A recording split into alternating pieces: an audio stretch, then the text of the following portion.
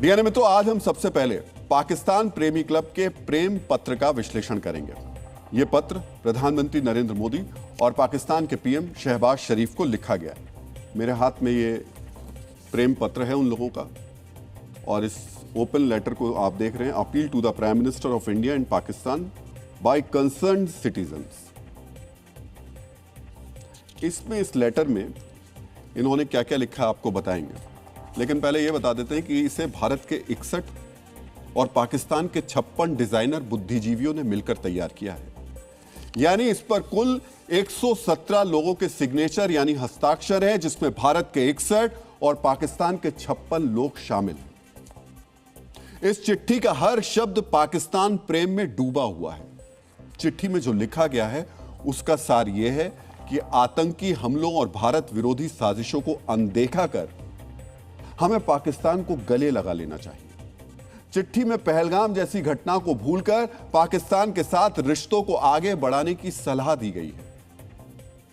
यह चिट्ठी ऐसे वक्त में लिखी गई जब पाकिस्तान रोज धमकियां दे रहा है, हाथ काटने की गीदड़ भभकी दे रहा है और आतंकी घुसपैठ के जरिए खून खराबा करने की साजिश रच रहे हैं।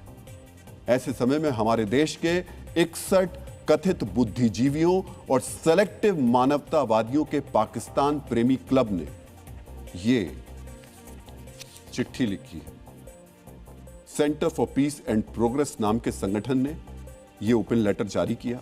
चिट्ठी पर हस्ताक्षर करने वाले भारत के कथित बुद्धिजीवी और मानवतावादी कौन हैं, हम आपको विस्तार से बताएंगे, लेकिन पहले जानते हैं कि इस चिट्ठी में मांग क्या की गई है। बहुत ध्यान से सुनिएगा। दोनों देशों के बीच राजनयिक संबंध सामान्य किए जाएं और उच्चायुक्तों की दोबारा नियुक्ति की जाए। जम्मू कश्मीर समेत सभी विवादित मुद्दों पर बातचीत की जाए। इनके लिए अभी भी जम्मू कश्मीर विवादित मुद्दा है। दोनों देशों के बीच व्यापार दोबारा शुरू किया जाए। अटारी वाघा बॉर्डर जैसे रास्तों को खोला जाए और आम लोगों की आवाजाही शुरू की जाए। बेचारे जा नहीं पा रहे हैं पाकिस्तान, आवाजाही शुरू करनी चाहिए। भारत के सारे काम रुके पड़े हैं, पाकिस्तान नहीं जा पा रहे लोग। भारत और पाकिस्तान के बीच वीजा सेवाएं बहाल की जाएं। दोनों देशों के बीच हवाई सेवाएं दोबारा शुरू की जाएं। श्रीनगर, मुजफ्फराबाद और दिल्ली लाहौर बस सेवाएं दोबारा शुरू की जाएं, ताकि बेचारे वो जो आतंकवादी लॉन्च पैड पे बैठे होते हैं, कितने कठिन संघर्ष के साथ नाले पार करके कठिन दुर्गम रास्तों से आते हैं, इससे आए। 3 पन्नों की चिट्ठी में बाकायदा कॉलम बनाकर और शब्दों को बोल्ड करके इन कथित मानवतावादियों ने अपनी मांगे पेश की। सोचिए कैसी टेलीपैथी कि एक ही वक्त में भारत में बैठे 61 और पाकिस्तान में बैठे 56 स्वघोषित बुद्धिजीवियों की आत्मा जाग उठती है। उनकी भावनाएं एकाकार हो जाती हैं और दोनों तरफ रहने वाले ये लोग एक ही प्लेटफॉर्म पर आकर चिट्ठी लिख देते हैं। सोचिए इनके बीच कितनी मजबूत वैचारिक एकता है। यह भी ध्यान रखिए कि पाकिस्तान के साथ मजबूत वैचारिक एकता रखने वाले लोग हमारे आपके बीच ही रहते हैं। यह वैचारिक एकता इतनी मजबूत है कि 3 पन्नों की चिट्ठी में कहीं भी आतंकवाद का जिक्र नहीं है। एक भी आप पन्ने में पढ़ लीजिए। Reconnect people and families, resume structured dialogue, restore trade and economic cooperation, transport and connectivity links, reopen, promote religious and cultural access. एक जगह भी टेररिस्ट या टेररिज्म शब्द का उपयोग नहीं किया गया। उम्दा अंग्रेजी में हजारों शब्द खर्च करने वाले इन कथित बुद्धिजीवियों ने आतंकवाद पर एक शब्द, जी हां एक शब्द भी नहीं लिखा। ना भारत में बैठे कथित मानवतावादियों ने और ना ही पाकिस्तान में बैठे उनके वैचारिक मित्रों ने। 3 पन्नों की इस चिट्ठी में हर दूसरी पंक्ति में मानवतावाद को समर्पण किया गया है, लेकिन आतंकवाद के विरोध में एक भी शब्द नहीं। ना आतंकी हिंसा की निंदा करने वाला कोई शब्द है, ना ही आतंकी हिंसा से पीड़ित लोगों के प्रति संवेदना व्यक्त करने वाला। सोचिए खुद को मानवतावादी कहने वाले ये लोग कितने बड़े बौद्धिक बेईमान हैं, जिन्हें भारतीयों को धर्म के आधार पर मारने वाले और उन्हें पाल पोस कर भेजने वाले मित्र लगते हैं। जो घोषित तौर पर मानवता के शत्रु हैं, उनसे दोस्ती की पैरोकारी की जा रही है। बौद्धिक बेईमानों की इस टोली में कौन कौन से प्रमुख चेहरे शामिल हैं, मैं आपको बताता हूं। आपको न्यूज वॉल पर दिखाते हैं कि वो कौन कौन से कथित मानवतावादी हैं जिन्होंने इस ओपन लेटर पर हस्ताक्षर किए हैं। वैसे तो 61 लोग हैं। सबसे ऊपर डॉक्टर फारूक अब्दुल्ला हैं, उसके बाद मीरवाइज उमर फारूक हैं, इन्हें कौन नहीं जानता है, ये हमेशा से पाकिस्तान से बातचीत करने के पैरोकार रहे हैं। इन्हें बहुत ज़्यादा इनके मन में व्यथा रहती है कि पाकिस्तान से बात क्यों नहीं हो रही। महबूबा मुफ्ती हैं, मणिशंकर अय्यर हैं, मणिशंकर अय्यर का भी पाकिस्तान प्रेम गाहे बगाए सामने आता ही रहता है। प्रोफेसर मनोज झा हैं, आरजेडी के नेता हैं। एस दौलत हैं, जवाहर सीकर सरकार है। मोहम्मद यूसुफ है। ऐसे ना जाने कितने नाम आपको मिलेंगे जो इस लिस्ट में शामिल है, लेकिन इसमें जो 18वें नंबर पे नाम है वो बहुत गौर करने वाला है, और वो नाम है हुमायूं कबीर का। ये वही हुमायूं कबीर है जो भारत में बाबरी बनवा रहे हैं। इन्हें भी पाकिस्तान के प्रेम में चिट्ठी लिखते हुए ये बात कही है कि किसी भी तरीके से रास्ते खुलने चाहिए, वीज़ा मिलना चाहिए, आने जाने की जो सहूलियत है उसको दोबारा से शुरू करना चाहिए। भारत से कुल 61 नाम हैं। हमने आपको उनमें से सिर्फ चुनिंदा नाम ही बताए। सोचिए, ये जो बड़े बड़े नाम हैं, क्या ये कूटनीति के जानकार हैं? क्या ये अंतर्राष्ट्रीय मामलों के विशेषज्ञ हैं? मतलब हुमायूं कबीर जैसे नेता जो एक खास वर्ग को खुश करने वाली राजनीति करते हैं, वो भी अचानक कूटनीति के जानकार बन जाते हैं। इसे वैचारिक दिवालियापन कहना भी शायद इनका सम्मान करना होगा। पाकिस्तान परस्त सोच वाली इस टोली के सदस्य किन शब्दों में अपनी चिट्ठी की वकालत कर रहे हैं, यह भी आपको जरूर सुनना चाहिए।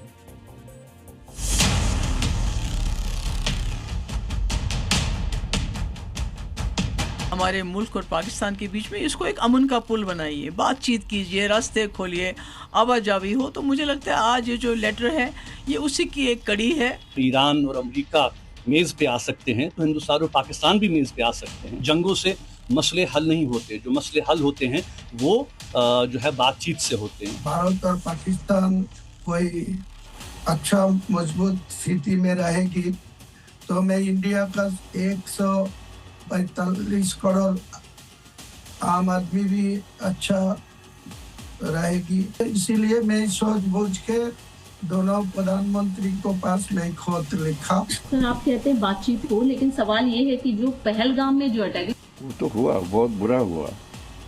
अब पाकिस्तान कहता है कि हम उधर करते हैं। दोनों तरफ से कोशिश काफ़ी नहीं होती है, कहीं ना कहीं कोई अड़चन आ जाती है। ये हमारे दोनों मुल्कों की बदकिस्मती है। मित्रों, आचार्य चाणक्य ने कहा है कि जो देश के शत्रुओं के प्रति सहानुभूति रखता है वो राज्य की सुरक्षा को सीधे खतरे में डालता है। ऐसे व्यक्ति को समाज का हितैषी कभी नहीं माना जा सकता। सुना आपने, पाकिस्तान के बचाव में एएस दुल्लत कह रहे हैं कि पाकिस्तान भी आरोप लगाता है कि भारत वहां गड़बड़ी कराता है। मतलब ऐसी मानसिकता वाले लोगों को आप क्या कहेंगे? और ये हमारे देश की एक प्रमुख खुफिया एजेंसी के प्रमुख रह चुके हैं।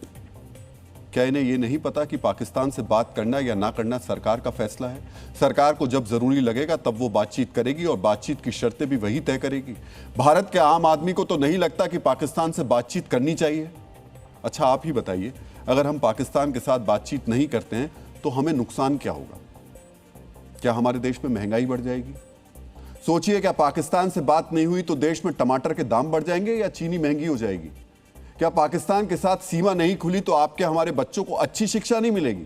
वहाँ बहुत बड़े बड़े स्कूल और यूनिवर्सिटीज़ हैं। हमारे बच्चे जैसे लंदन और न्यूयॉर्क यूनिवर्सिटीज़ में अच्छी शिक्षा के लिए जाते हैं, वैसे उनको इस्लामाबाद और लाहौर में जाने का मौका नहीं मिल पा रहा है।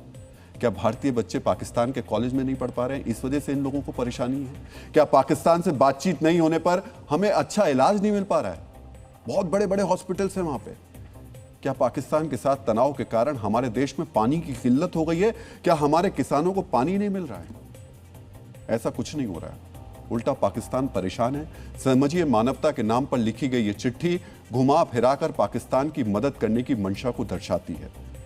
अच्छा, जानते हैं जो लोग आज ये चिट्ठी लिख रहे हैं वो आज से नहीं बल्कि दशकों से पाकिस्तान से बातचीत करने की जिद पाले हुए हैं। भारत में बैठकर ये लोग दशकों से पाकिस्तान के हितों की वकालत करते रहे हैं। इन कथित मानवाधिकारवादियों का इतिहास भी आज हम आपको बता देते हैं। फारूक अब्दुल्ला 1999 में तत्कालीन पीएम अटल बिहारी वाजपेयी के साथ लाहौर गए थे। लाहौर में ही अब्दुल्ला साहब ने पाकिस्तान से संवाद को अनिवार्य कहा था। 2001 में आगरा शिखर सम्मेलन के दौरान भी फारूक अब्दुल्ला ने पाकिस्तान से बातचीत को जरूरी बताया था। 2003-04 में वाजपेयी सरकार के दौरान इन्होंने पाकिस्तान से बातचीत का समर्थन किया था। 15, 18, 21, 23 में भी अब्दुल्ला साहब ने वही बात दोहराई, पाकिस्तान से बातचीत जरूरी है। इतना ही नहीं, 2025 में ऑपरेशन सिंदूर के बाद भी उन्होंने कहा कि युद्ध से कुछ हासिल नहीं होता, संवाद ही रास्ता है। महबूबा मुफ्ती ने 2014 में कहा था कि पाकिस्तान से बातचीत होनी चाहिए। 15 में भी महबूबा मुफ्ती ने यही बात दोहराई। 16 में उरी आतंकी हमले के बाद भी महबूबा मुफ्ती ने कहा कि सर्जिकल स्ट्राइक से कुछ नहीं होगा, बातचीत ही रास्ता है। 22 जून 2021 को पीएम मोदी की सर्वदलीय बैठक से पहले उन्होंने कहा कि पाकिस्तान से भी बात करो, हुर्रियत से भी बात करो। 2022 और 23 में भी महबूबा मुफ्ती ने बार बार पाकिस्तान से बात करने की जिद की।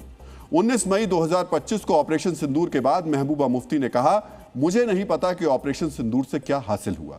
27 जुलाई 2025 को महबूबा मुफ्ती ने फिर पाकिस्तान से बात करो वाली अपनी रट को दोहराया है। मणिशंकर अय्यर तो बहुत पुराने नेता हैं। सुनिए, इन्होंने 1996 में कहा था कि भारत को पाकिस्तान से बिना शर्त बात करनी चाहिए। गौर से सुनिएगा, बिना शर्त बात करनी चाहिए। 2004 से 7 के दौरान यूपीए सरकार में मंत्री रहते हुए मणिशंकर अय्यर ने पाकिस्तान से बातचीत का समर्थन किया। 2010 में तो मणिशंकर अय्यर साहब ने यह कह दिया कि पाकिस्तान के साथ बातचीत ना करना आत्मघाती होगा। यह मुंबई आतंकी हमले के 2 साल बाद की बात है। 2017 में अय्यर साहब ने कहा कि पाकिस्तान को दुश्मन कहना बंद करो, वो पड़ोसी है, बातचीत करो। 2021 से 24 के बीच कई बार इन्होंने पाकिस्तान से संवाद जारी रखने वाला नारा उछाला। मित्रों, समझिए, ये कथित मानवतावादी पाकिस्तान से बात करो वाले ला इलाज रोग के पुराने मरीज हैं। 1990 से लेकर अब तक ये बार बार यही कहते रहे, पाकिस्तान से बात करो। साल बदलते रहे लेकिन बातचीत की इनकी जिद नहीं बदल रही। फारूक अब्दुल्ला, महबूबा मुफ्ती और मणिशंकर अय्यर जैसे इन बौद्धिक बेईमानों ने ऑपरेशन सिंदूर का तो विरोध किया, लेकिन पाकिस्तान प्रायोजित आतंकवाद का कभी कड़े शब्दों में विरोध नहीं किया।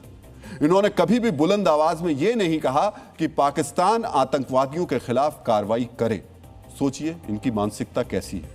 आज भी जब इन्होंने पाकिस्तान से बातचीत वाली चिट्ठी लिखी है, उसमें कहीं भी यह नहीं लिखा कि पाकिस्तान को अमरनाथ यात्रा में गड़बड़ी की साजिश करने वालों पर एक्शन करना चाहिए। अमरनाथ यात्रियों की सुरक्षा के लिए भारी भरकम सुरक्षा इंतजाम करना पड़ा है।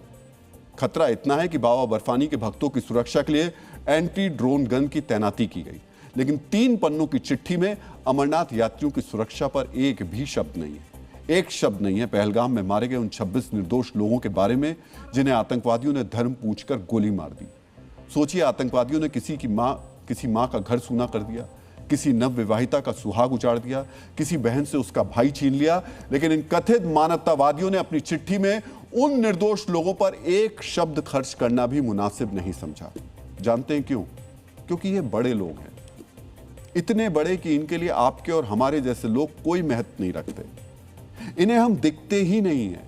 ये कहेंगे कि आतंकवादियों ने 26 लोगों की हत्या कर दी, 1.5 साल शोक मना लिया, अब हो गया, अब बड़ा काम करना है, 2 देशों के बीच बातचीत करनी है। इसलिए पहलगाम जैसी छोटी घटनाओं को भूल जाओ। जिन्होंने हत्या की वो आतंकवादी थे। अब क्या आतंकवादियों की खूनी हिंसा की वजह से बातचीत थोड़ी रोकी जाएगी? इसलिए आतंक की कोई विषय ही नहीं है। इसलिए नहीं है क्योंकि जब ये निकलते हैं तो इनके साथ पूरा लाव लश्कर और सुरक्षा व्यवस्था होती है। ये चाहें तो आज भी आराम से पहलगाम घूमकर आ सकते हैं, इसलिए इन्हें पहलगाम की आतंकी घटना छोटी लगती है। मित्रों, पाकिस्तान से बात करने की जिद करने वाले ये बौद्धिक बेईमान सुविधा अनुसार स्मृति लोप के शिकार हो जाते हैं। आज उन्हें कुछ तथ्य हम याद दिलाना चाहते हैं। हम उन्हें बताएंगे कि भारत ने जब भी संबंध सुधारने की कोशिश की और बड़ा दिल दिखाया, तब पाकिस्तान ने किस तरह पीठ में खंजर घोंपा है। ये बड़े लोग पहलगाम को भूलने की बात कर रहे हैं, इसलिए पहले सुनिए कि पहलगाम कांड के बाद पाकिस्तान ने क्या किया। अप्रैल 2025 में अपने बंदरगाह पर भारतीय जहाजों को बैन कर दिया। अप्रैल 2025 में ही भारतीय विमानों के लिए अपना एयर स्पेस बंद कर दिया। मई 2025 में यूएन के मंच पर कश्मीर का मुद्दा उठाया, भारत पर आतंकवाद को मुद्दा बनाने का आरोप लगाया। मई जून 2025 में ओआईसी यानी ऑर्गेनाइजेशन ऑफ इस्लामिक कोऑपरेशन की बैठक में भारत के खिलाफ प्रस्ताव पेश किया। एससीओ, ब्रिक्स जैसे कई अंतर्राष्ट्रीय मंचों पर कश्मीर का मुद्दा उठाने और भारत के खिलाफ प्रस्ताव पेश करने की कोशिश की। इतना ही नहीं, पाकिस्तान की तरफदारी करने वालों को आज यह भी जानना चाहिए कि जिस पाकिस्तान से बात करने की वो सिफारिश कर रहे हैं, भारत को लेकर उसका स्टैंड नहीं बदला है। कूटनीतिक मामलों के ये स्वयंभू विशेषज्ञ शायद नहीं जानते कि पीओके में आज भी 70 से ज्यादा आतंकी लॉन्च पैड सक्रिय हैं। इन लॉन्च पैड्स पर 1500 से ज्यादा आतंकवादी हैं। ये आतंकी भारत में घुसपैठ की साजिश रच रहे हैं। पहलगाम हमले के बाद भी सिर्फ जम्मू कश्मीर में 30 से ज्यादा आतंकी हमले हुए हैं। इन हमलों में 28 नागरिकों की जान गई, सुरक्षा बलों के 17 जवान शहीद हुए हैं। आतंकवादियों के सफाई के लिए जम्मू कश्मीर में ऑपरेशन महादेव जैसे अभियान चलाए गए।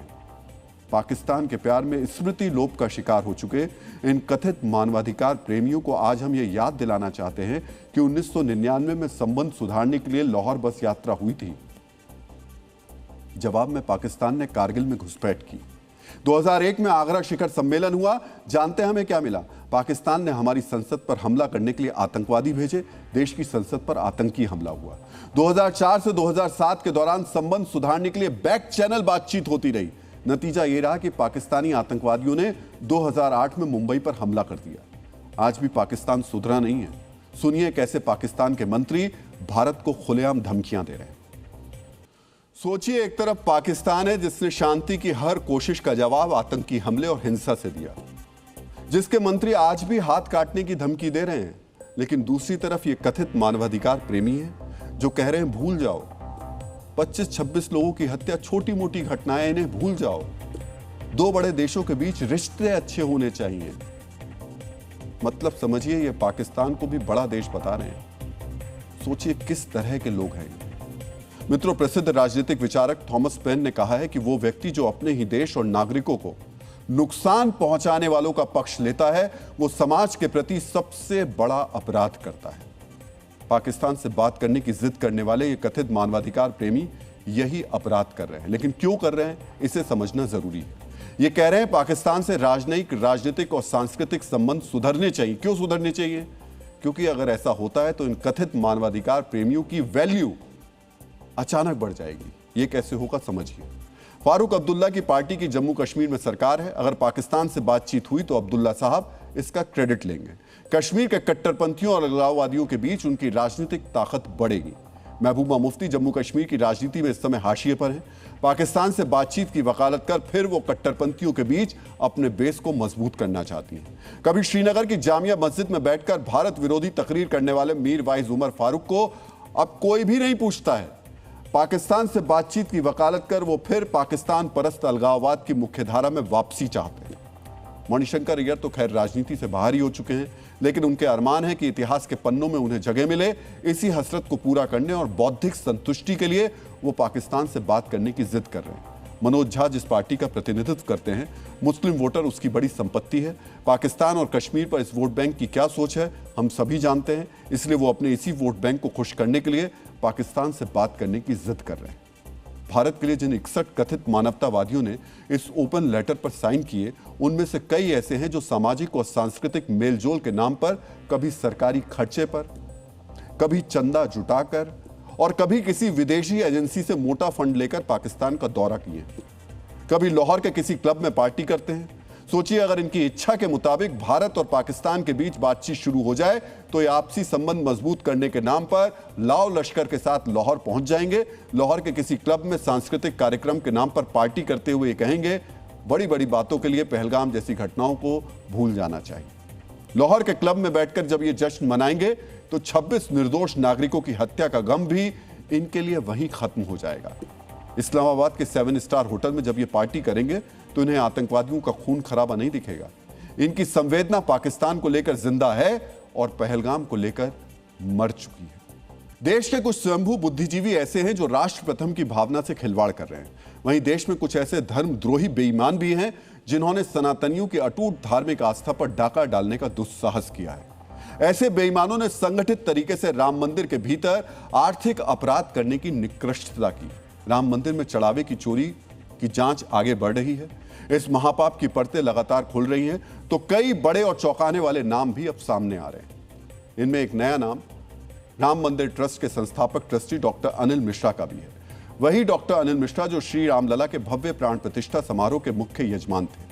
सूत्रों के मुताबिक जेल में बंद आरोपियों से पूछताछ और उनके ठिकाने पर हुई छापेमारी के दौरान अनिल मिश्रा का नाम भी प्रमुखता से सामने आया है। सवाल है, क्या वास्तव में साक्षात रामलला के सामने बैठकर 7 दिनों तक आहुति देने वाले मुख्य यजमान की नाक के नीचे ये महापाप हो रहा था? क्या उन्होंने जानबूझकर इस कथित अनियमितता को नजरअंदाज किया?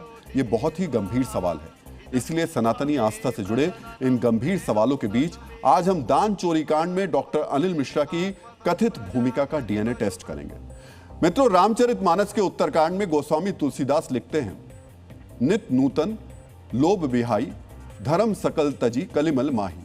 अर्थात कलयुग में मनुष्य के भीतर लोभ बढ़ेगा और वो अपने सभी नैतिक और धार्मिक कर्तव्यों को भूलकर पाप के मार्ग पर चल पड़ेगा।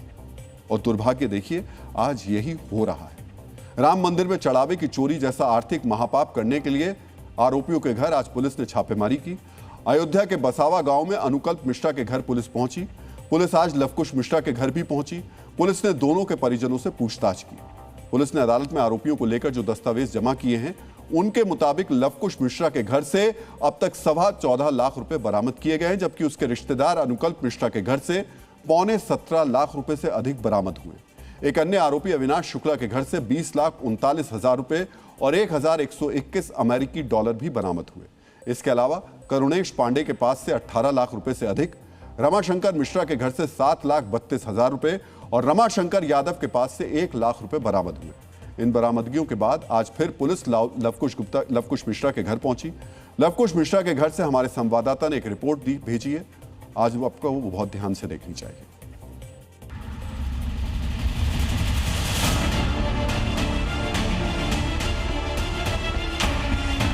अयोध्या के ठकुरान फगौली गांव में इस वक्त हम मौजूद हैं और हमारे पीछे आप जो घर देख पा रहे हैं, ये है लवकुश मिश्रा का घर। लगातार पुलिस यहां पर दबिश दे रही है। जैसा कि परिवार वालों ने कैमरे के सामने ना आकर जो हमें बात बताई कि सुबह से शाम तक 3 बार पुलिस यहां पर आई है और इसके पहले जब पुलिस यहां पर आई थी तो 12 लाख रुपए घर से बरामद हुए थे। लवकुश मिश्रा फिलहाल पुलिस की हिरासत में हैं और उनको जेल भेज दिया गया है। पूछताछ अन्य चीज़ों में चल रही है, लेकिन घर के बाहर फिलहाल कोई नहीं निकल रहा है। घर के बाहर एक महिला बैठी थी और हम लोग को देखते ही वो अंदर चली गई और दरवाज़ा बंद कर लिया और अंदर से वो तमाम चीज़ें ज़रूर बता रही हैं, लेकिन फिलहाल कैमरे के सामने आने से वो अभी मना कर रही हैं। इससे पहले जेल में बंद आरोपियों से पूछताछ भी हुई थी। पूछताछ के दौरान 2 अहम खुलासे हुए। सूत्रों के मुताबिक 2 घंटे तक चली लंबी पूछताछ के दौरान आरोपियों ने स्वीकार किया कि किस तरह राम मंदिर में देव धन की चोरी की गई। दूसरा, आरोपियों ने ट्रस्टी डॉक्टर अनिल मिश्रा का नाम प्रमुखता से लिया है। सूत्रों के मुताबिक आरोपियों ने कहा कि चढ़ावे की जो चोरी हुई उसकी जानकारी डॉक्टर अनिल मिश्रा को पहले से थी। अब जांच के घेरे में डॉक्टर अनिल मिश्रा आ गए हैं। सबसे पहले जानिए डॉक्टर अनिल मिश्रा कौन है, अयोध्या के राम मंदिर पर उनका प्रभाव कितना है। डॉक्टर अनिल मिश्रा अयोध्या के एक जाने माने होम्योपैथिक चिकित्सक हैं और Uttar Pradesh homeopathic medicine board के रजिस्ट्रार पद से सेवानिवृत्त हुए हैं। उन्हें अवध क्षेत्र में संघ का प्रभावशाली चेहरा माना जाता है। वो अवध प्रांत के बेहद महत्वपूर्ण और शीर्ष पद पर भी रह चुके हैं। संघ में ऊंचे प्रशासनिक कद, अटूट निष्ठा और प्रतिष्ठा को देखते हुए डॉक्टर अनिल मिश्रा को श्री राम जन्मभूमि तीर्थ क्षेत्र ट्रस्ट का संस्थापक ट्रस्टी बनाया गया। 22 जनवरी 2024 को अयोध्या में हुए भव्य प्राण प्रतिष्ठा समारोह के दौरान वो अपनी पत्नी के साथ 7 दिनों तक चले सभी प्रमुख पूर्व अनुष्ठानों के मुख्य यजमान रहे। मंदिर प्रबंधन में उनकी महत्वपूर्ण प्रशासनिक भूमिका थी। वो दानपेटियों में आने वाले चढ़ावे की गिनती की निगरानी के साथ साथ मंदिर स्टाफ की नियुक्तियों की भी देखरेख करते थे। राम मंदिर की प्रशासनिक व्यवस्था में डॉक्टर अनिल मिश्रा की तूती बोलती थी। जब मंदिर में चढ़ावे की चोरी का खुलासा हुआ और एसआईटी ने जांच शुरू की तो उन्होंने नैतिक आधार पर ट्रस्टी पद से इस्तीफा दे दिया। डॉक्टर अनिल मिश्रा के इस्तीफे के बाद उनकी नीयत और निष्ठा को लेकर नई नई जानकारियां सामने आ रही हैं। ये जानकारियां उनके पद और कद को देखते हुए उनके चरित्र पर गंभीर प्रश्न चिन्ह लगाती हैं। सोचिए, जो व्यक्ति राम मंदिर में मुख्य यजमान की भूमिका में रहा हो, जिस व्यक्ति को सनातनी निष्ठा और वरिष्ठता के आधार पर ट्रस्ट में प्रमुख स्थान दिया गया हो, वही अगर संदेह के घेरे में हो तो ये कितना दुर्भाग्यपूर्ण है। सूत्रों के मुताबिक जब गड़बड़ियों की आशंका पर एक बैंक अधिकारी ने पैसे गिनने वाले सभी कर्मचारियों को हटाने की बात कही, तब ट्रस्ट के सभी पदाधिकारियों ने इसका विरोध किया। सूत्रों के मुताबिक डॉक्टर अनिल मिश्रा इस बात पर अड़ गए थे कि कोई भी कर्मचारी नहीं हटाया जाएगा, और हुआ भी यही। किसी भी कर्मचारी को नौकरी से हटने नहीं दिया गया। सवाल यह है कि गड़बड़ियों की शिकायत के बावजूद डॉक्टर अनिल मिश्रा ने कोई कार्रवाई क्यों नहीं होने दी। इस बचाव में उनका व्यक्तिगत लाभ क्या था? होना तो यह चाहिए था कि देवधन में चोरी की भनक लगते ही सबसे पहले आरोपियों को हटाकर मामले की जांच पड़ताल की जाती। लेकिन अगर डॉक्टर अनिल मिश्रा को इसकी जानकारी मिली थी तो उन्होंने चुप्पी क्यों साध ली, जबकि डॉक्टर अनिल मिश्रा पर दोहरी जिम्मेदारी थी। एक तो वो मंदिर ट्रस्ट के प्रमुख संस्थापक ट्रस्टी थे और दूसरे वो मुख्य यजमान भी रहे थे। यजमान होने का मतलब केवल एक पद या प्रोटोकॉल नहीं होता है, बल्कि सर्वोच्च आध्यात्मिक दायित्व, अटूट पवित्रता और करोड़ों सनातनियों का प्रतिनिधि होना भी होता है। 2024 में अनुष्ठान के समय उन्होंने समस्त हिंदू समाज की तरफ से संकल्प लिया था। डॉक्टर अनिल मिश्रा विद्वान व्यक्ति हैं, उन्हें पता होगा कि शास्त्रों में कहा गया है कि अगर कोई यजमान छल कपट करता है तो उससे पहले किए गए सभी उसके पुण्य और धार्मिक फल तत्काल नष्ट हो जाते हैं।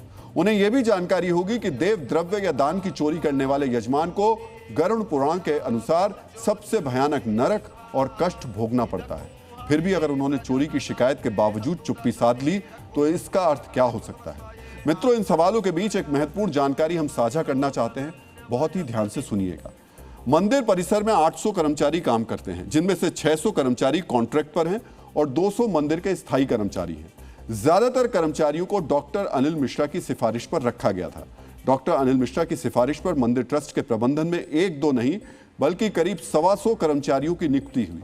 चंपत राय और गोपाल राव की सिफारिशों की तुलना में अकेले डॉक्टर अनिल मिश्रा की सिफारिश पर लगभग 2 गुनी नियुक्तियां हुई थी। वो जिसको चाहते थे उसे नौकरी दिला देते थे। जिन जिन लोगों को नौकरी मिली वो सभी डॉक्टर अनिल मिश्रा के करीबी बताए जा रहे हैं, इसलिए उनका हस्तक्षेप भी हर जगह रहता था। अनुकल्प मिश्रा और लवकुश मिश्रा दोनों डॉक्टर अनिल मिश्रा के रिश्तेदार बताए जा रहे हैं। इन दोनों की भूमिका चढ़ावे की चोरी में सबसे बड़ी बताई जा रही है। चढ़ावे की चोरी के आरोप में जो 8 कर्मचारी पकड़े गए हैं, उनमें एक अविनाश शुक्ला भी है। उससे जब पुलिस ने पूछताछ की तो उसने कई खुलासे किए।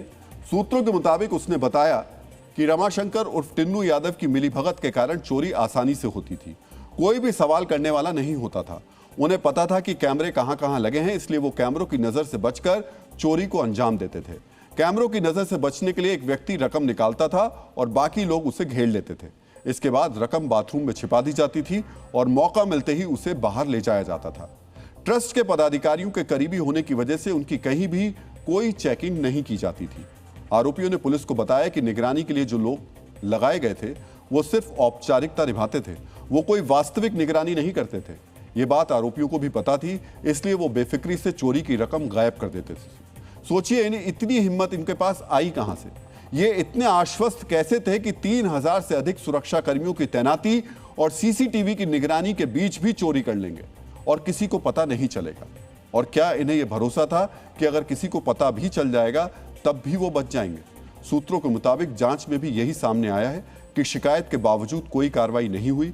मित्रों, चंपत राय के बाद राम मंदिर का अधिकांश प्रशासनिक काम डॉक्टर अनिल मिश्रा ही देखते थे, इसलिए उनकी जिम्मेदारी भी बड़ी थी।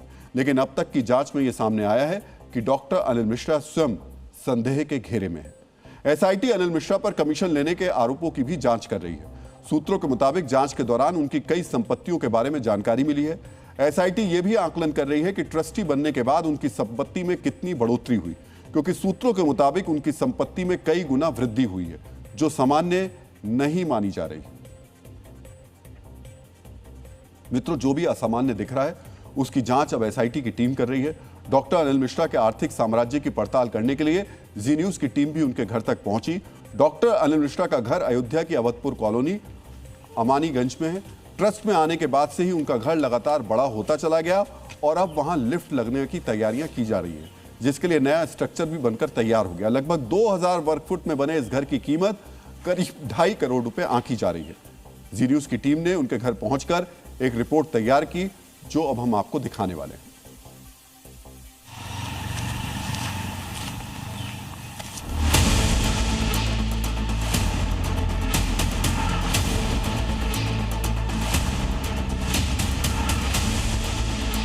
अयोध्या की अवधपुरी कॉलोनी अमानीगंज में इस वक्त हम मौजूद हैं और ये जो सामने आप हमारे घर देख पा रहे हैं, ये अनिल मिश्रा का घर है, जो कि श्री राम मंदिर ट्रस्ट के सदस्य हैं। और आप घर को देखिए, जो पीछे की आप बिल्डिंग देख रहे हैं, ये ज़रूर थोड़ी पुरानी है, जो वाइट कलर की बिल्डिंग है जिसमें बड़े बड़े दरवाजे लगे हुए हैं। बाहर भी आप 2 बड़े दरवाजे देख सकते हैं, लेकिन इसके आगे जो आप एक स्ट्रक्चर देख पा रहे हैं, जो कि बिल्कुल नया मालूम पड़ रहा है कि अभी रिसेंटली इसमें काम हुआ है और ये नया स्ट्रक्चर बन के तैयार हुआ है। ये लिफ्ट का स्ट्रक्चर है। आप देखिए, इस तरीके का जो स्ट्रक्चर होता है आमतौर पे ऐसे में अंदर लिफ्ट इंस्टॉल की जाती है। तो आप अंदाज़ा लगा सकते हैं कि ये रिसेंटली काम हुआ है, यानी कि घर के निर्माण का जो काम है वो लगातार लंबे समय से चल रहा है और वो अभी भी यहाँ पर वो जारी है। यहीं पर रहते हैं आसपास आप? हाँ। अच्छा, ये जो अनिल मिश्रा जी का घर है सर, कितने सालों से देख रहे हैं सर? तो जान रहे हैं 4-5 साल हो गए। 5 साल, यानी कि 2026 चल रहा है तो 2022 यानी मंदिर निर्माण के बाद से घर जो है बड़ा हो गया। अच्छा, ये जो भैया सामने स्ट्रक्चर बन रहा है, इसमें आप देख पा रहे हैं यहाँ पर जो लिफ्ट भी इसमें जाती है, ये भी लग रहा नया बना है।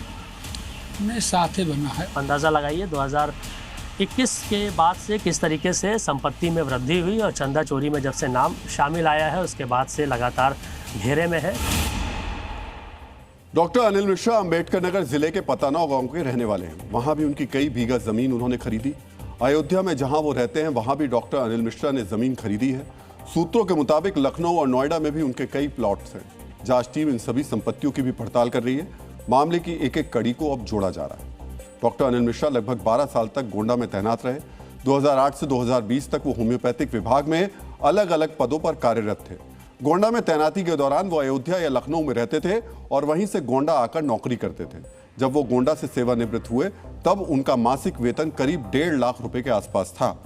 गोंडा से सेवानिवृत्ति के बाद वो राम मंदिर ट्रस्ट से जुड़ गए और स्थायी रूप से अयोध्या में रहने लगे। अयोध्या के रिकाबगंज चौराहे पर पिछले 20 वर्षों से डॉक्टर अनिल मिश्रा का क्लिनिक है। ये एक बड़ा कॉमर्शियल इलाका है। डॉक्टर अनिल मिश्रा जब अपने सरकारी नौकरी के दौरान गोंडा में तैनात थे तब भी वो अयोध्या में अपना निजी होम्योपैथिक क्लिनिक चलाते थे। राम मंदिर ट्रस्ट से जुड़ने के बाद डॉक्टर अनिल मिश्रा ने क्लिनिक पर बैठना बंद कर दिया और उनके बेटे रवि मिश्रा वहां बैठने लगे। अभी भी उनका क्लिनिक नियमित रूप से संचालित होता है। हालांकि चढ़ावे की चोरी का विवाद सामने आने के बाद फिलहाल क्लिनिक बंद है। हमारे संवाददाता मयूर ने वहां से भी एक रिपोर्ट भेजी है। उस रिपोर्ट को भी आपको ध्यान से देखना चाहिए।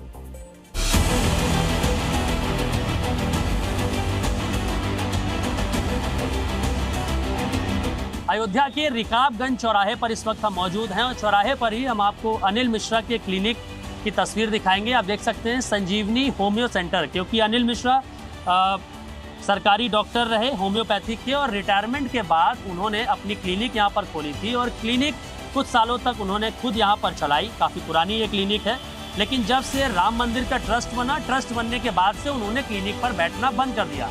उनके बेटे यहाँ पर क्लिनिक पर बैठते थे और अभी भी ये क्लिनिक चल रहा है।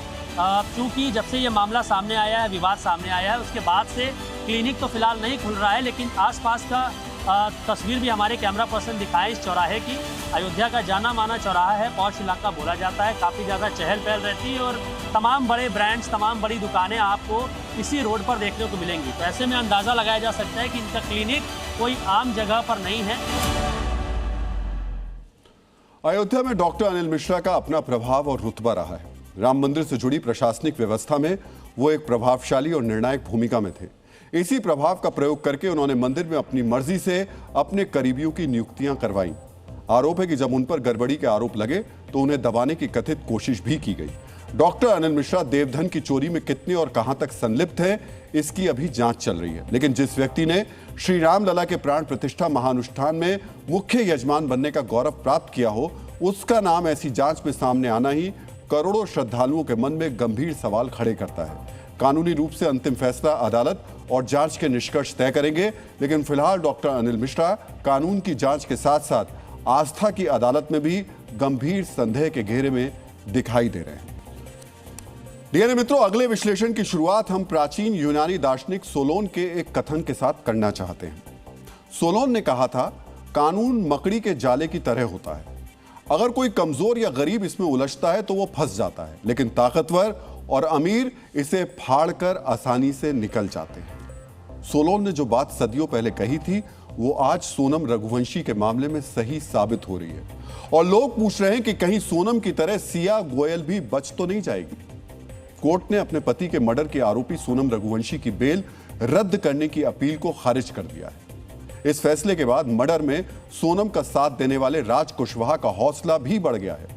कुशवाहा के वकील अब कोर्ट में यही दलील देकर अपने मुवक्किल के लिए बेल की मांग करने वाले हैं। इन सब को देखते हुए ये सवाल उठ रहे हैं, जब सोनम को बेल मिल गई, जब सोनम जेल से बाहर आजाद घूम रही है, तो क्या इसी तरह का अपराध करने के आरोप में गिरफ्तार सिया गोयल को भी जमानत मिल जाएगी?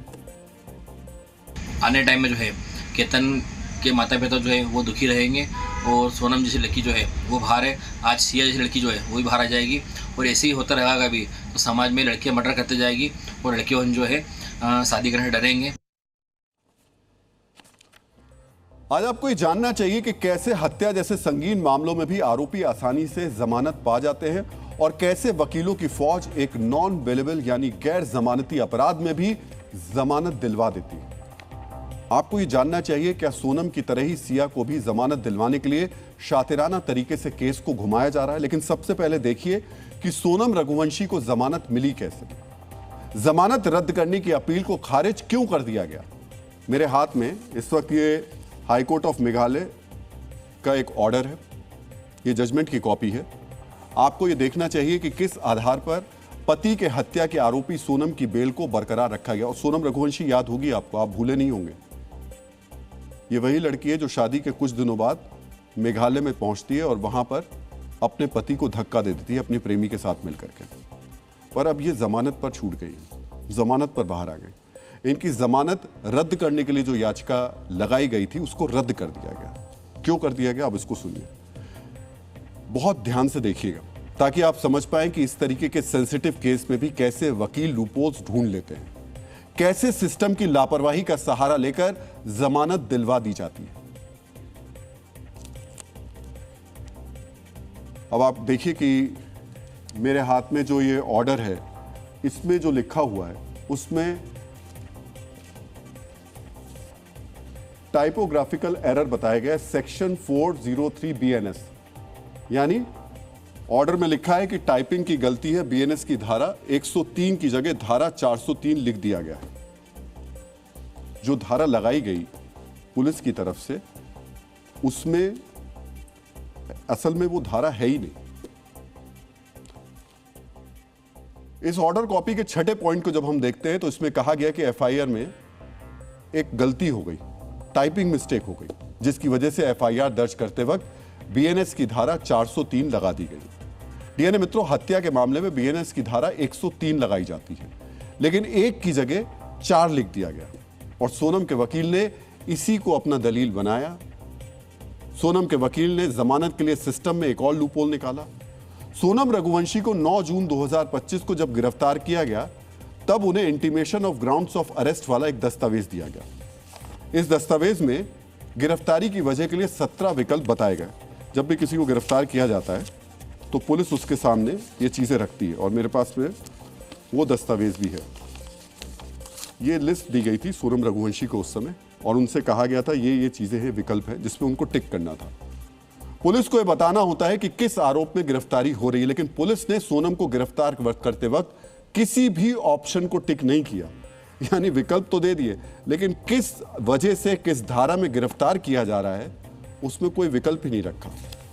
फॉर्म में कई ऐसे विकल्प थे जिसका उस मामले से कोई संबंध ही नहीं था।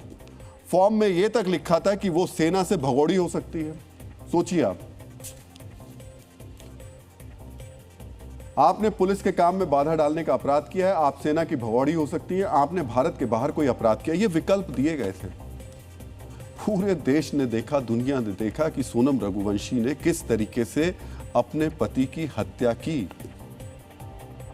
वहां विकल्प क्या दिए जा रहे हैं, देख लीजिए वीडियो वॉल पे जो हम आपको दिखा रहे थे।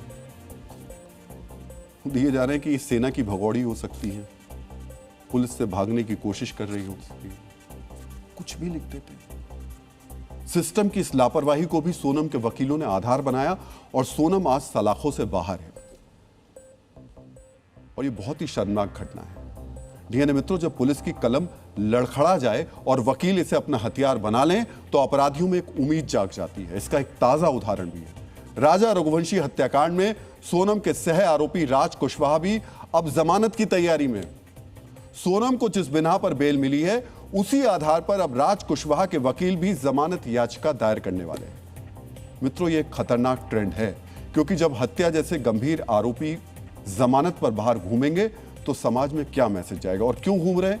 क्योंकि हमारी जो पुलिस है वो काम क्या कर रही है, वो काम ये कर रही है, अब इसे लिखा तो गया है कि टाइपिंग में मिस्टेक, लेकिन ये टाइपिंग में मिस्टेक है या नियत में मिस्टेक है, सवाल इस बात का है। जहां लिखना था 103 वहां लिख दिया 403। 403 कोई धारा ही नहीं है, जमानत मिलेगी। जहां विकल्प देने थे सीधे सीधे कि भाई अपने पति की हत्या की इस आरोप में हम आपको गिरफ्तार कर रहे हैं, वहां दे दिया कि सेना की भगोड़ी हो सकती है। सोचिए ये स्थिति है। सुनिए इस पर इनके परिवार के लोग क्या कह रहे हैं। कि जो लड़कियां कर रही हैं तो एक दूसरे लड़की उनको देख देख के मतलब इनका बढ़ावा मिल रहा है। जो अभी पूना में केस हुआ है वो मतलब है ना, ये सोनम को देख के उसको और बढ़ावा मिला है। जैसे राजा को खाई में फेंका गया था उसी तरह से इस लड़की ने भी मतलब है ना उस लड़के को खाई में फेंका। और जब तक ये लड़की उनको फांसी नहीं मिलेगी, जब तक ये लड़की सुधरने वाली नहीं है, सोनम को भी फांसी दी जाए, मुस्कान को भी फांसी दी जाए, वो धार वाली लड़की को भी फांसी दी जाए मतलब, और है ना ये सिया को भी फांसी दी जाए। यहां यह कहना गलत नहीं होगा कि एक अपराधी को मिली जमानत सिर्फ उसकी आजादी नहीं होती, बल्कि वो समाज में पल रहे 100 नए अपराधियों के लिए प्रेरणा बन जाती है। तो क्या जिस सोनम से प्रेरणा लेकर सिया पर केतन की हत्या का आरोप है, उसी सोनम के नक्शे कदम पर चलकर सिया के वकील उन्हें भी जमानत दिलवा देंगे? क्या सिया के केस में भी लूपहोल्स निकालकर इस केस को उलझाने की कोशिश की जाएगी? इस केस में अभी तक जो कुछ हो रहा है उससे यह अंदेशा जताया भी जा रहा है कि केस को किसी और दिशा में मोड़ने का प्रयास किया जा रहा है। सिया के केस में शुरुआत से ही ड्रामा शुरू हो गया है। कोर्ट में सिया के पेश होने से पहले उसका केस लड़ने के लिए दो वकील पहुंच गए हैं। दोनों में यह झगड़ा हो गया है कि कौन असली वकील है। सिया के परिवार में इनमें से एक को अपना वकील बताया तो दूसरे ने सिया के भाई पर 10 करोड़ का मानहानि का दावा ठोक दिया। सोचिए, एक जघन्य अपराध का मामला है, मंगेतर की हत्या का मामला है और कोर्ट के अंदर यह सब चल रहा है। क्या इस तरह से इस केस में ट्विस्ट एंड टर्न डालकर केस को भटकाया जा रहा है? ये सवाल इसलिए उठ रहे हैं क्योंकि हाई प्रोफाइल मामलों में ऐसा पहले कई बार देखा गया है कि हत्या जैसे गंभीर अपराध के आरोपी कुछ महीनों के बाद जमानत पर छूट जाते हैं। आपने कई बार खबरों में देखा होगा कि किसी बड़े कारोबारी के बेटे को बेल मिल गई, कोई कई बार बेल पर बाहर आ जाता है, कई बार। डीएनए मित्रों, ये तो बेल का खेल है। देश में हत्या जैसे गंभीर अपराध में कितने प्रतिशत आरोप सिद्ध हो पाते हैं, इसके जब आप आंकड़े देखेंगे तो आप चौंक जाएंगे। नेशनल क्राइम रिकॉर्ड्स ब्यूरो के 2023 के आंकड़ों के मुताबिक हत्या के मामलों में दोष सिद्धि की दर मात्र 37% है। यानी जिन पर हत्या के आरोप होते हैं, मर्डर के आरोप होते हैं, उनमें सिर्फ 37% लोग होते हैं जिन पर आरोप सिद्ध हो पाते हैं, बाकी सब छूट जाते हैं। इसका सीधा मतलब यह कि ट्रायल पूरा होने के बाद 62% मामलों में हत्या के आरोपी बरी हो जाते हैं, सबूतों के अभाव में छूट जाते हैं। भारत में हर साल औसतन 27 से 28 हजार हत्या के मामले दर्ज होते हैं। इस हिसाब से करीब 17,000 मामलों में आरोपी छूट जाते हैं। इसका सीधा मतलब यह है कि आधे से ज्यादा हत्या के आरोपी हमारे बीच ही आजाद घूम रहे हैं, क्योंकि हमारा पुलिस और जुडिशियल सिस्टम उनका अपराध सिद्ध ही नहीं कर पाया। सोनम को मिली जमानत और इन आंकड़ों को देखकर यह सवाल उठ रहे हैं, क्या सिया को भी जमानत मिल जाएगी? क्या उसके केस को भी शातिराना तरीके से लूपहोल्स ढूंढकर बचा लिया जाएगा? अमेरिका के पूर्व राष्ट्रपति थॉमस जेफरसन ने कहा था, कानून का बनना उतना महत्वपूर्ण नहीं है जितना कि उसका पूरी ईमानदारी से लागू होना। लेकिन सवाल यही है, क्या पूरी ईमानदारी से इसे लागू किया जा रहा है? गंभीर अपराध में आरोपियों को बचाने का एक हथियार होता है उसकी उम्र। कई केस में आरोपियों को जुवेनाइल यानी नाबालिग साबित करके उसे कठोर सजा से बचाने की कोशिश की जाती है। कई बार इसे लूपहोल की वजह से इस्तेमाल किया जाता है, लेकिन महाराष्ट्र सरकार नाबालिग अपराधियों की उम्र कम करने की मांग कर रही है। महाराष्ट्र के मुख्यमंत्री देवेंद्र फडणवीस ने विधानसभा में यह जानकारी दी कि वो केंद्र सरकार को एक प्रस्ताव भेजने की तैयारी कर रहे हैं। इसमें नाबालिग अपराधियों की उम्र सीमा 18 से घटाकर 16 करने की मांग की जाएगी। डीएनए मित्रों, आपको समझना चाहिए ये मांग क्यों उठ रही है। आज आपको 16 से 18 की उम्र के बीच के बच्चों का क्राइम ग्राफ देखना चाहिए ताकि आप समझ सकें ये बदलाव वक्त की मांग क्यों है। साल 2024 में 42,000 नाबालिग अपराधी गिरफ्तार हुए। इनमें से 33,000 यानी 77% 16 से 18 उम्र के बीच के थे। आपको यह भी जानना चाहिए कि इस उम्र में ये कौन कौन से अपराध कर रहे हैं। करीब 5,000 नाबालिग चोरी के मामले में गिरफ्तार हुए। 4,500 से ज्यादा नाबालिग जालसाजी या धोखाधड़ी के आरोप में गिरफ्तार हुए। 1100 नाबालिगों पर हत्या के आरोप लगे। 1,000 से ज्यादा नाबालिगों पर रेप के आरोप लगे और 210 नाबालिगों पर हत्या के प्रयास के आरोप है। डीएनए मित्रों, मामला कोई भी हो, किसी भी नाबालिग को हमारे देश में ज्यादा से ज्यादा 3 साल विशेष सुधार गृह में रहने की सजा दी जाती है। शायद यही वजह है कि नाबालिगों को जानबूझकर इन अपराधों में झोंका जाता है, या यूं कहें उनका इस्तेमाल किया जाता है। यही वजह है कि कानून की परिभाषा में नाबालिग की उम्र घटाकर 16 साल करने की अब मांग उठ रही है। हालांकि जेजे एक्ट में 16 से 18 साल के नाबालिगों पर जघन्य अपराध के मामलों में धारा 15 के तहत एडल्ट के रूप में मुकदमा चलाने का प्रावधान है, लेकिन अब इस एक्ट की जगह नाबालिग की परिभाषा को बदलने की मांग तेज हो गई है। डीएनए मित्रों, पहल हमेशा ऐसी होनी चाहिए जो पॉजिटिव हो, जो समाज को, देश को सही दिशा दिखाए। एक ऐसी ही पहल बरेली कैंट में हुई और इस खबर को आज बहुत ध्यान से, बहुत गंभीरता के साथ देखिएगा। यह हम सब से जुड़ी हुई खबर है, हमारे देश से, हमारे आने वाली पीढ़ी से जुड़ी हुई खबर है। और बरेली कैंट में जो हुआ उसके परिणाम ने पूरी दुनिया को हैरान कर दिया है। बरेली कैंट प्रदूषण के खिलाफ विश्व युद्ध में भारत के लिए नया रोल मॉडल बनकर उभरा है और इसका नेतृत्व भारतीय सेना ने किया है। सेना के इस मिशन को समझने के लिए आपको उत्तर प्रदेश के बरेली छावनी क्षेत्र से आई खास तस्वीरें ध्यान से देखनी चाहिए। मित्रों, ये तस्वीर जो इस वक्त हम आपको दिखा रहे हैं बरेली कैंटोनमेंट एरिया यानी छावनी क्षेत्र की है। यहां आपको चारों तरफ हरियाली दिखेगी, साफ पानी बहता हुआ नजर आएगा। करीब 1 दशक पहले तक बरेली की गिनती उत्तर प्रदेश के प्रदूषित शहरों में होती थी, लेकिन आज बरेली कैंटोनमेंट बोर्ड ने छावनी क्षेत्र को कार्बन नेगेटिव क्षेत्र बना दिया। इतना ही नहीं, बरेली शहर की हवा को भी काफी बेहतर कर दिया है। सबसे पहले समझने की जरूरत है कि कार्बन नेगेटिव शब्द का मतलब क्या है। इससे आप समझ पाएंगे कि बरेली छावनी क्षेत्र ने किस मील के पत्थर को हासिल किया है। हमारे पर्यावरण को विभिन्न किस्म की गैस प्रदूषित करती है। इनमें से एक है कार्बन डाइऑक्साइड। सड़कों पर चलने वाले वाहनों और कोयले की ऊर्जा से चलने वाली फैक्ट्रियों से बड़ी मात्रा में कार्बन डाइऑक्साइड निकलती है। 10 साल पहले तक बरेली कैंटोनमेंट एरिया में भी कार्बन डाइऑक्साइड की मात्रा अधिक थी। यह क्षेत्र प्रदूषण युक्त था, लेकिन वृक्षारोपण से आज यह क्षेत्र प्रदूषण मुक्त हो गया है। स्थिति यह हो गई है कि इस क्षेत्र में जितनी कार्बन डाइऑक्साइड निकलती थी, यहां के पेड़ पौधे उससे ज्यादा कार्बन डाइऑक्साइड को सोख लेते हैं। इसी स्थिति को कार्बन नेगेटिव की संज्ञा दी गई है। दरअसल पेड़ और पौधे सूरज की रोशनी और हवा में मौजूद कार्बन डाइऑक्साइड को सोख लेते हैं। यह कार्बन पेड़ के तनों, पत्तों और जड़ों में जमा हो जाता है। सूरज की रोशनी और कार्बन डाइऑक्साइड से पेड़ों को ऊर्जा मिलती है और फिर पेड़ इंसानों के लिए जरूरी ऑक्सीजन छोड़ते हैं। विज्ञान की भाषा में इसी प्रक्रिया को फोटोसिंथेसिस कहा जाता है। यानी बरेली छावनी क्षेत्र आज न सिर्फ कार्बन डाइऑक्साइड का प्रदूषण खत्म कर रहा है, बल्कि वातावरण में ऑक्सीजन की मात्रा भी बढ़ा रहा है। हमारे साइंटिस्ट ने फील्ड में जाके उसको स्टडी किया। हमने उसमें रिमोट सेंसिंग यूज़ करी, हमने उसमें फील्ड में जाकर के एक्चुअल असेसमेंट किया, सैंपल्स कलेक्ट किए, लेबोरेटरी में एनालिसिस की और पूरे साइंटिफिक तरीके से हमने पता लगाया कि जो नेट बेसिस पे बरेली कैंटोनमेंट बोर्ड 60,000 टन्स पर एनम हर साल 60,000 टन्स को कार्बन को नेट पॉजिटिव है। तो इन द सेंस कि जो उसके अगर जितने इलेक्ट्रिसिटी रिलेटेड एमिशंस है उससे 80 गुना वो कार्बन को हटा रहा है, तो उस हिसाब से वो नेट कार्बन नेगेटिव है। दुनिया में कार्बन डाइऑक्साइड का प्रदूषण खत्म करने के लिए आज बड़े बड़े अंतर्राष्ट्रीय अभियान चल रहे हैं। ऐसा ही एक अभियान है पेरिस एग्रीमेंट, जिसका सालाना बजट तकरीबन 1000 करोड़ रुपए है। दुनिया की बड़ी बड़ी संस्थाएं जो लक्ष्य हासिल नहीं कर पाई, वो हमारी सेना के जाबाजों ने बरेली छावनी क्षेत्र में हासिल कर लिया और सिर्फ 1 साल के अंदर कार्बन डाइऑक्साइड को काबू में कर लिया। वर्ष 2025 में सेना ने मंथन नाम का एक कार्यक्रम आयोजित किया था।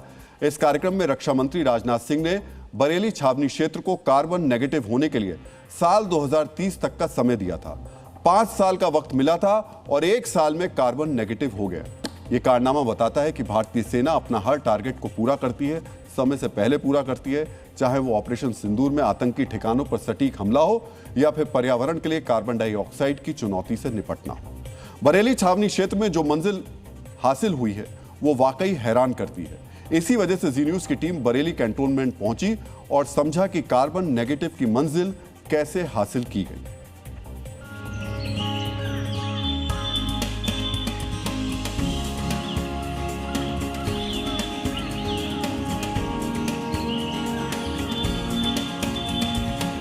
बरेली कैंट भारत का पहला कैंटोनमेंट एरिया, पहला शहर बन गया है जहां पर कार्बन निगेटिव है। अब ये कार्बन निगेटिव क्या है, इसको ऐसे समझिए कि जितना कार्बन एमिशन होता है उससे ज्यादा अनुपात में इसको शुद्ध करने की चीजें यहां लगाई गई हैं। पर्यावरण को बचाने की कवायद की गई है। 4 लाख से ज्यादा वृक्षों का रोपण किया गया है। हमारे ठीक पीछे ये सीवेज ट्रीटमेंट प्लांट लगाया गया है। यहाँ पर 10 लाख लीटर की क्षमता वाला ये एसटीपी सीवेज ट्रीटमेंट प्लांट लगाया गया है, जिसका जो गंदे पानी को शोधन करके उसे साफ करके पूरे कैंट में बागवानी के लिए इस्तेमाल किया जाता है, सिंचाई के लिए इस्तेमाल किया जाता है। कैसे मदद करते हैं कार्बन एमिशन को रोकने में? ये जो हमारे जो सीवेज निकलता है वो सारा कलेक्ट होकर के यहाँ पे आता है, उसका अलग अलग प्रोसीजर से ट्रीटमेंट करके जो उसमें पानी निकलता है उसका एयरेशन कर। डियर मित्रों, आज नेशनल डॉक्टर्स डे है। भारत रत्न और पश्चिम बंगाल के दूसरे मुख्यमंत्री डॉक्टर विधान चंद्र राय की जयंती और पुण्यतिथि के उपलक्ष्य में आज की तारीख को नेशनल डॉक्टर्स डे के तौर पर मनाया जाता है। आज का दिन देश के डॉक्टर्स को समर्पित किया गया है, लेकिन आज डॉक्टर्स डे पर हम डॉक्टर्स से जुड़ी एक कड़वी सच्चाई आपको बताएंगे।